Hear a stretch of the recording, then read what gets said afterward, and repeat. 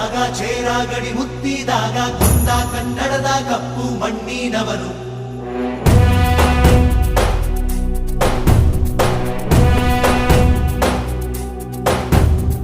ವಜ್ರ ಬಲ್ಲಾಳರಾಯ ಸೋಗೆ ಬಲ್ಲಾಳರಾಯ ಕತ್ತಿಗಲೆ ಬಿತ್ತಿ ಹೋದ ವಂಶಾದವನು.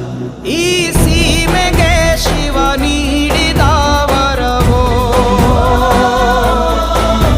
ಈ ಊರಿಗೆ ಇವಾಲದ ಮರವೋ,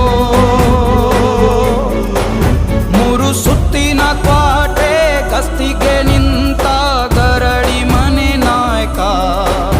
6,000 ದಂಡು ಬಂದರು ಬಿಡನು ಕಾವಲಿನ ಕಾಯಕ.